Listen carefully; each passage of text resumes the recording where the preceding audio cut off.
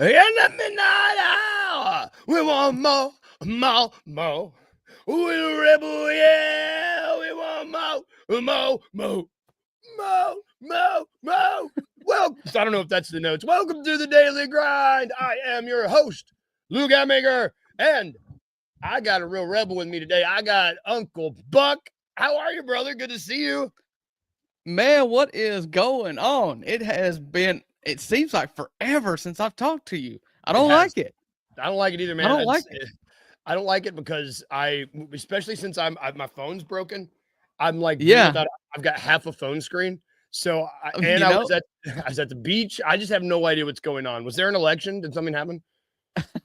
yeah, boy, do I have something to catch you up on. Oh Take a seat. God! uh, I saw that yesterday morning on the Daily Grind with Parrish that you broke your phone. I was like, I'm going to text Luke and offer to like help today, but I don't know if he'll get it. I'll get it, but the way to see it is I have to. What I do is I make my screen really small, like I'm exiting out, and then I'm Oh like, no. okay. Oh no, it's fine. It's fine. I don't want to Yeah, kill myself and blow my brains out. It's you fine. would you could probably get your money's worth out of Siri now. Like you're just gonna have to ask Siri to do everything. Like, Dude, yeah. that's why you're number one, because you remind me that Siri is a thing and not just something I yell at when she hears me when I don't want her to. Listen, I think it's something maybe when I turn 30, but I've really figured out how to use Siri. Like I kind of use it a lot. Like she gets used in the Gan house. I, li- I love that I did not intend for this to start talking about the purpose and the uses of Siri, Yeah. but you are absolutely Listen, right. You turn 30 and it's like, yep, I need to be able to speak what I want. uh-huh. Um, Just you know what? listen. Just listen. Shout out DG and shout out Wayno joining us. And you know what? Today is a good day to not suck. Let's jump It's right true. into it because the Grizzlies don't suck currently, which is really nice, kind of, Yeah. because when they made these NBA Cup groupings, Yeah. the Grizzlies did suck. So they were placed into a group with who's in our group? I had it right in front of me. There it is. We got Denver, Yeah. Dallas, New Orleans, and Golden State. Yeah. The reason we're talking about this is because I was looking through the schedule and I was like, oh, Friday's game is the first game of the NBA Cup for us. That's right. And it's interesting because you look at the standings now, and 3 of the teams in this group have at least 7 wins. It's Wow. Grizzlies, Denver, and Golden State all have 7 wins, and that's Wow. that's before we even get to Dallas. Right. And they can't be far behind. So the thing is, when they set this out, you're just like, dang, this sucks, but hopefully Golden State's down and New Orleans, they were kind of every year they're kind of a trendy pick to make a run. If Zion stays healthy is a question that is asked every single offseason. Yeah. And so the Grizzlies were down, and Denver obviously won a championship 2 years ago, was in it got put out, I believe, the second round last year, but they've got the best player in basketball. And so you're like, dang, where do we fit in? Like you could be really good and not advance into the bracket, I guess. And you look at it now and it's like, dang, is Golden State actually the best team in this bracket? Because I know. They just won't die. Buddy Hield has been an upgrade over Clay. And then once it's like, because everybody's grading is like, oh, well, Clay sucks now, so the Golden State's going to take a dive or at least kind of trend down. Yeah. But they just went and got a better Clay, and it's like, okay, well, why did we ever think the Warriors were not going to be amazing? They still have Steph Curry. Yeah, and they're getting the version of Buddy Hield that I think us as Grizzlies fans have talked ourselves into trying to trade for him in years past. It's the reason why Philly went and got him. Like, this is the Buddy Hield that people want when they talk about Buddy Hield. This is who they want. He was kind of in the same vein. He was like super Luke Kennard for me. Like, I was always a fan of Luke Kennard because he was like, if you can shoot, man, you can play. And I don't understand why both of them were just bounced around from team to team. We're always used in a trade package to get a better player. And I mean, he didn't put it together. Buddy, that is, didn't put it together in Indiana or Sacramento. He was fine, but boy, he's put it together at Golden State playing next to Steph Curry, and they look lethal. And that game's Friday night, and it's must-see TV. Like I can't wait. Yeah. We'll preview that game more later this week. The biggest thing for me is we're not going to have Ja for this game, and that's a bummer because you want, I mean, these NBA Cup games, like it made Halliburton a household name. Like that's Right. people know who Halliburton is now because of how he performed the first half of the season. It's just good publicity to see if to succeed in the NBA Cup. In Well, my it's one of those things. It's new and fun, and you just want to be a part of it. Like yes. we were terrible last year, so we didn't even get to take part. We played our 4 pool play games, and we're like, okay, y'all go have fun. We're gonna stay back and watch the dog. So true. Stay back and watch. No, I've never heard that. It's great. So only 8. Is it 8 teams? Yeah, 8 teams advance to knockout. Right. I would really, really like. I mean, everyone would like their team to advance. I just want to see this team specifically. I think it would do well for them to get some run in the in-season tournament. Oh, absolutely. I think anytime that you get into any sort of competitive, yes, albeit manufactured competitiveness in the course of an 82-game season, that's great. And I think that what we learned last year was that players care. And that was something that we weren't sure if was going to be the case. And so, yeah, listen, I don't know what to make of the Grizzlies yet. I mean, they're amazing right now, but you're down, 3 starters again, and your first 2 off the bench, I guess is what I'm trying to say. Yeah. And so, yes, I think the team's going to do well. I think when we play the Lakers tomorrow night, and we play Golden State on Friday night, and then we play the back-to-back against Denver on Sunday and Monday, we're going to hold our own. We're good enough to play with them, but it's always like, man, can we just get everybody healthy and see how good we are? Yeah. I mean, speaking of that, the report came out over the weekend. I believe it was Bobby Marks. Once again, Grizzlies are number 1 in the league with games missed because of injury 2 years in a row. I mean, it's early still. Yeah. We're not quite at the same level we were last year, but that's not a category you want to be leading in consecutive years. Yeah. That's right. I mean, we're going to have to fix it. And thankfully, it seems like it's all short term and it's first part of the season and we can ramp back up. But I'm just really sick of seeing an injury report. I got so jealous. We were watching that Portland game and it was injury report on the FanDuel Sports Network before the pregame. Here's the injury outlook for today. And it was 7 Grizzlies players, and then Blazers, it was Matisse Thybulle. I was like, must be nice. Yeah. Must be and nice. Then we beat them by 70. So yeah, God, we beat them so bad.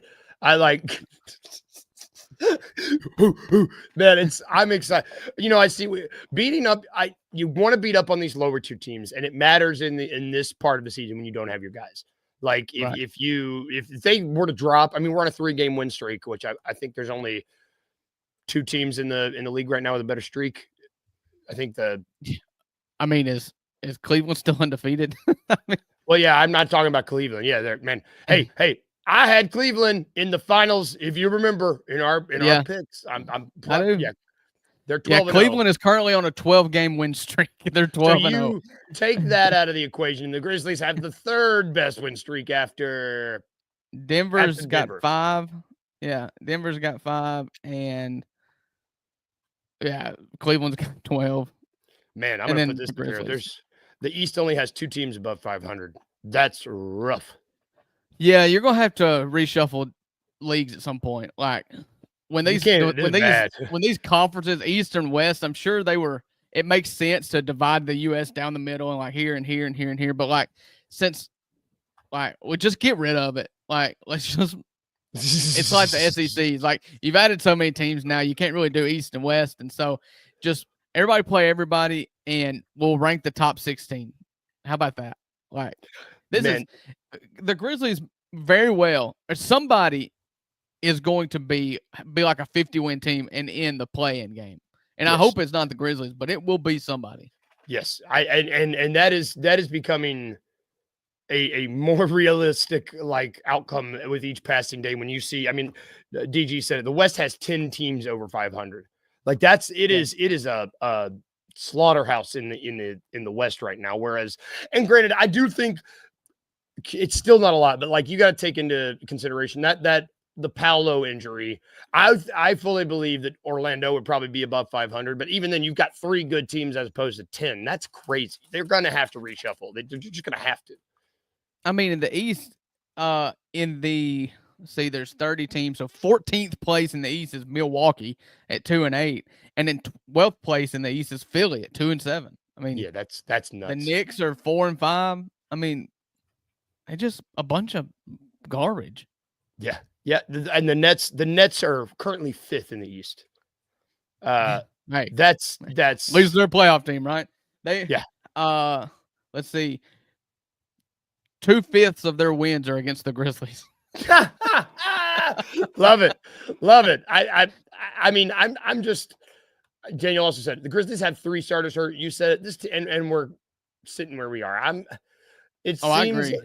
Yeah. like we're already talking about wait till we get our guys back, but I'm not as worried about it. Like I think I talked with Parrish yesterday. Like this time last year when these injuries were piling up and we were like, oh my God, we were going to be lucky to win a game. I don't feel that way now because we've just got a better team. First and foremost, instead of Jacob Gilliard, we're trotting out Scottie Pippen Jr. Oh, yeah. I think like that alone, it just kind of sets the precedent for what we're operating with. If we've learned one thing as Grizzlies fans, is like you've got to have a good backup to Ja. Yes. It makes a huge difference. You've still got Jaren and Desmond, and that can win you a lot of games if somebody can set the table. Mm-hmm. Yep. I completely agree. That's enough Grizzlies talk. I want to talk about what we really brought you on here for. I want to talk about the Rebels, baby, because actually, I'll give you the floor. Yeah, so listen, this new era of college football allowed for a lot of panic early in the season. I mean, early in the season, Bama loses to Vandy, and I'm primarily talking SEC here, but I'll branch out a little bit. But Bama loses to Vandy, Ole Miss loses at home to Kentucky, Notre Dame loses to Northern Illinois. Mm-hmm. All these teams take early losses, and what we've learned is that this year is just chaos. It is just absolute chaos, and you've got to survive. It's like in college, in engineering school, I wasn't the guy that was trying for A's, but I was trying to be on the right side of the curve. You know what I'm saying? Yes. And that's what Ole Miss has done. You lost 2 head-scratching games. You lost to Kentucky at home, in which you only gave up 23 points. You lost on the road to LSU, where you never were down on the scoreboard until the game was over. Like you kick Ole Miss, LSU ties it with like 15 seconds to go. First time it's ever been tied. And then Ole Miss kicks a field goal in overtime. LSU scores a touchdown. It's over. It's the only time LSU ever led the football game. And so arguably you can make the case that Ole Miss is 2 plays away from 10-0. That's not reality. But what happened is you put Ole Miss, and this was a nightmare position to be in because the reality is at 10-2, you're getting in the playoff. Hey, puppy dog. Puppy, that's Mr. Noodle. That's Mr. Noodle's pretty dog. He pretty dog. But Ole Miss put themselves in a position to where you have to beat Georgia or your season is over.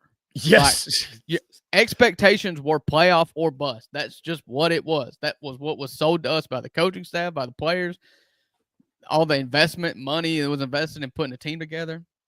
And I'll be danged. Ole Miss spot them 7 points with an interception on the first drive of the game. Georgia got the ball at the 20, scored to go up 7-0, and then Ole Miss beat them 28-3 the rest of the game. Sheer, complete domination of Georgia, who won 2 consecutive national championships a year removed from back-to-back national championships. Yeah. The defensive line was just mowing. I mean, Carson Beck listen, he's one of those quarterbacks, he doesn't have it. Like, he's a front runner, but when you get in the mud, that dude caves every single time, and he did. The offensive line couldn't block our defensive line. Jackson Dart played like a Warriors-style game where he got hurt in the first drive and come back out limping and just did enough and relied on defense. We kicked 5 field goals and beat Georgia. If you told me that you beat Georgia by kicking field goals, I'd have called you a liar. But Yeah. man, just beat Georgia, and it was not fluky at all. If it wasn't for like my Ole Miss dread and just my sense of like, how do you put it? Like, it's just an overwhelming sense of what's going to happen next to kick me in the nuts. That's how you watch an Ole Miss game. Yeah. If it wasn't for that, I would have probably enjoyed that Georgia game more than any football game I've ever watched in my life, because it was just domination. But I was just constantly like, oh, this is where we lose. This is where they come back. This is what they just kicked their tails. It was great. I kept waiting for the notification. You know, you get the notification where it's like, oh, it's a close game with blah, blah, blah left, like blah, blah, blah. And then I was expecting to get the notification that someone ripped one off in favor of Georgia, but it never happened. And they always say in football, you can go back and you can find the 1 week where that's when the season changed. And that's when you can like hang your hat on the win or the loss, where you're like, this is where it all happened. That's it for Ole Miss, man. I like the domination on the complete and total domination on every facet of the game was really impressive. Yeah. It gave you, like, football teams the players are in kind of an echo chamber. Like, you listen to your coaches, you try not to listen to the outside, and you can get fed some stuff that you don't believe, or you believe things that probably may not be true. But that team came out, and after halftime, they were losing to Oklahoma 2 weeks ago. They came out of halftime, dominated Oklahoma in the second half to win by 15, 20 points. They beat Arkansas on the road by 30-something points last week, and you haven't beaten Arkansas in Fayetteville since 2008. And then you just went into Georgia being confident and thinking, we can do this. You leave Georgia being like, we may be the best team in the country. Like, that team believes. And this is kind of like the NFL now. When you've got basically free agency and you've got players changing teams every year and you've got players making money, it becomes more like the NFL. And what I feel like I've seen out of college football this year is that the results look like the NFL. Yeah. Nobody's going to be undefeated anymore. The NFL teams do not go undefeated in the NFL. And so it's matchup driven. You've got to win more than you lose, and you've got to be in that upper crust of team and just hope you get in the top 12 and make a run. And so now Ole Miss, you just got to hold serve at Florida and at home in the Egg Bowl against Mississippi State, and you're going to be in. And you're going to be. You just hope to stay hot. I mean, and it helped. You know, Miami got beat this week. Another big upset. Miami finally got beat by Georgia Tech. That should have been their third loss of the year, but instead it's just their first. And the Associated Press. Now we'll find out what the College Football Playoff Committee rankings are tonight. But the AP dropped Miami below Ole Miss based on that one loss, just because it's like we were all waiting on them to take that loss. The curtain fell on Miami. It's like, oh yeah, we see it. Alabama knocked out LSU. LSU's not in contention anymore. That's their third loss. And so it's kind of cleaning up. BYU should have lost. Utah got robbed to the point to where their athletic director held a press conference bashing the referees. I saw that, man. I've never in my life seen an athletic director get up on a post-game interview stage and trash the referees. But you tell me that ain't an AD you want to coach for. Like, no doubt. Oh, man. He's taking the fine for his coach. Like, oh, give me that guy. Give me that guy any day of the week. Like, that's what you want. You mentioned, you talked about how the college football landscape, it's slowly morphing, slowly evolving into more of an NFL style, professional style. Like, when you look at the GM that you want, and you want the athletic director, like that is the dude that you want to coach. You want a guy that you'll run through a wall for, and that's someone that that's who I want. Yeah. So, Indiana won it big again. DG, go Hoosiers. I think they covered. You can check me if I'm wrong. That was a big win against Michigan, who's a traditional powerhouse. Yeah. I was trying to see what other Memphis won. Go games. Tigers. Yeah, Memphis won. And so that's about it. Tulane, for the American fans out there, Tulane did sneak their way into the top 25 at number 25 this year. Army's up to number 16, but Boise's still at 13 as the highest ranked non-power 4 team. Okay, so the Hoosiers finally first time against the spread. Yeah. So yeah, big games this weekend to look forward to. Tennessee goes to Georgia. Georgia, if Tennessee wins, Georgia's out. That's their They're third out. loss. Yeah. If Tennessee loses, that gives them a second loss. They're still technically in. And the SEC could be in an absolute logjam. I mean, there is a scenario in which 6 SEC teams finish at 6-2 in the SEC, 10-2 overall. Like, it's wild. I don't know how you ever make that decision. Well, yeah, because you're gonna piss somebody off no matter what in that. Like someone's gonna leave pissed and think that they Yeah. deserve to be there. So right now, Tennessee and Texas A&M are both, and Texas all three have one loss in conference. Texas still plays A&M, so they could get a loss there, and A&M still has a game where they could take a second loss, or Texas. Tennessee plays Georgia at 5-1, but then you've got Georgia, Ole Miss, Alabama, Missouri, LSU all have 2 losses right now. Jesus. And so you could really have a log jam in the West. So I do not envy that selection committee, man. That's the one thing. When you expand that field, you're gonna get a lot of pissed off fan bases, and I don't like. Good Lord. A lot of people were thinking like when you go from 4 to 12 that you're getting rid of the controversy, I guess, or the angst, but you've just, instead of arguing over 4 through 6, you're arguing over like 10 through 15, 16, and as an SEC fan, I love the fact that Miami got beat and Clemson got beat again last week, because the champion's going to get in and that's it. They're a 1-bid league to take it back to like NCAA March Madness kind of thing. Yep. ACC's a 1-bid league. BYU is running away right now with the Big 12. If BYU loses in the Big 12 championship game, the champion will just get in. BYU will fall out. It's a 1-bid league. So if you're at the SEC in the Big 10, and then you add in Notre Dame, as long as Notre Dame doesn't lose again, so you got Notre Dame, Boise right now, and then you've got 10 Notre Dame, Boise, Big 10.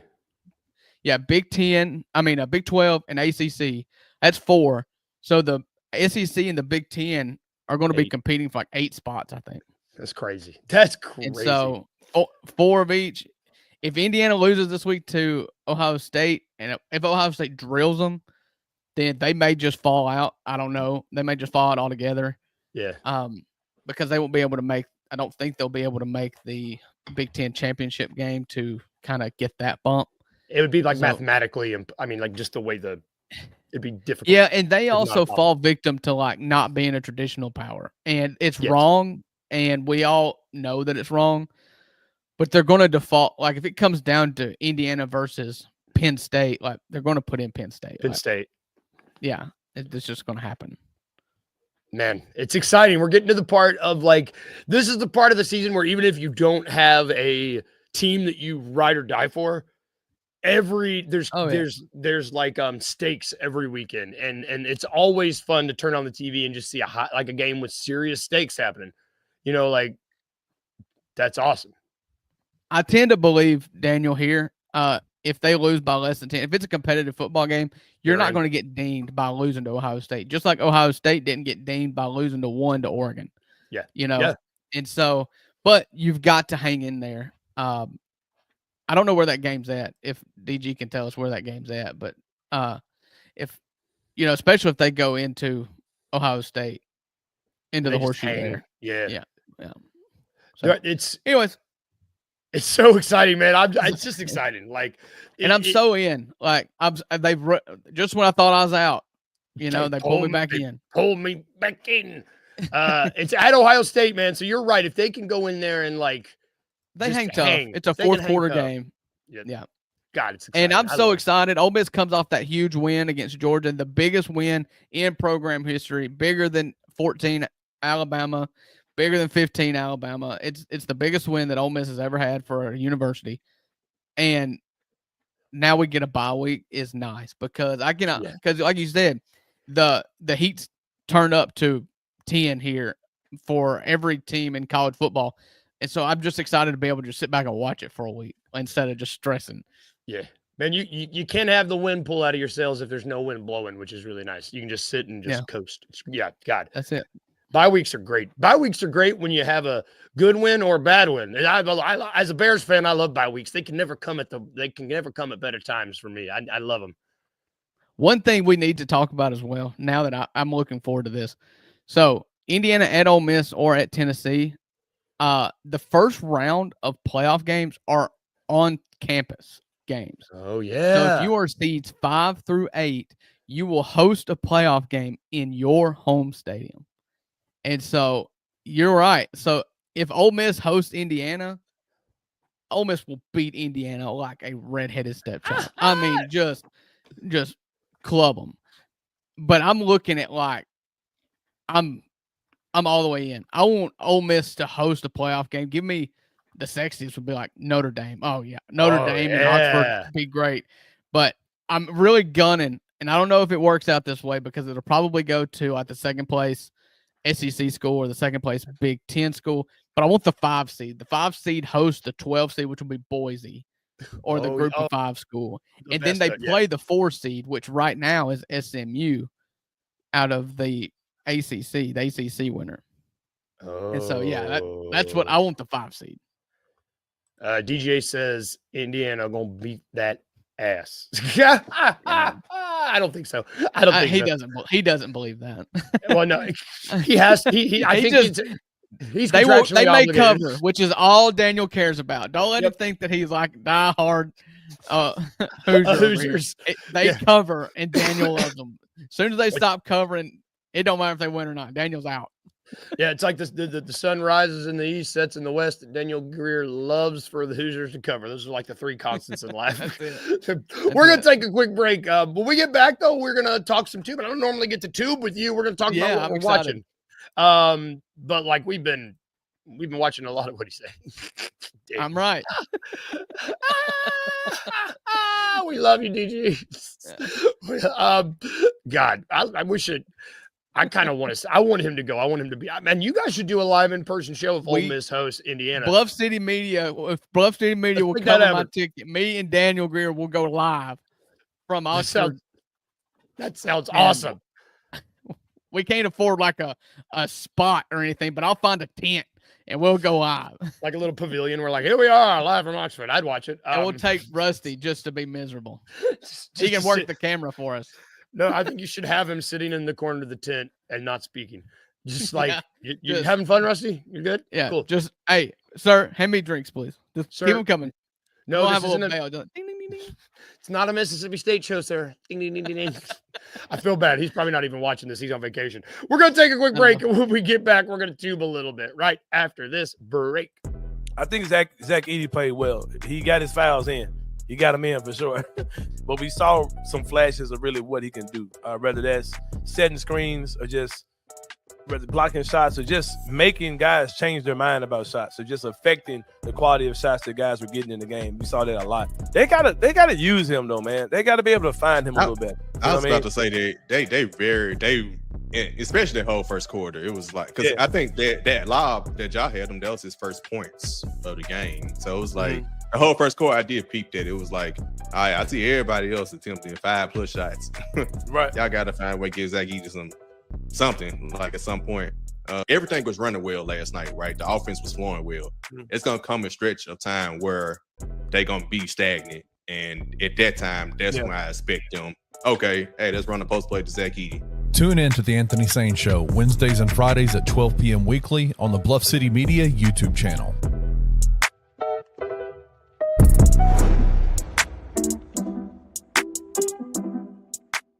This is a question I don't know if you've ever been asked. Was there anyone you ever wanted to dunk on?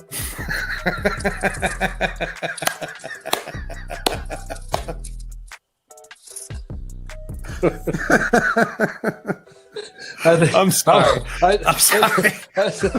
I'm glad you're getting a big kick out of that one. I think you've been waiting all day for that. Waiting all day to get that little jokey joke in. Oh, you got a joke. But yeah, I always wanted to dunk in the game. That's what I wanted to do. And it didn't have to be on anybody. I wanted it to be off of a missed shot, like on an offensive rebound, so that everyone's around or in the vicinity when it happened. Did you ever dunk in practice and get overly excited? Yes. and everybody be like, well, are you going to do it in a game? I'm like, no. Tune in to the Night Court Podcast with your hosts, Rob Fisher and Brevin Knight, on the Bluff City Media YouTube channel.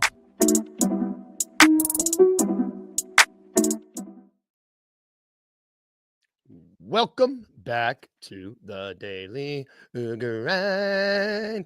You can catch all of those shows. I guess that'd be just 2 shows. You can catch Anthony Sane's show twice a week and Night Court once a week.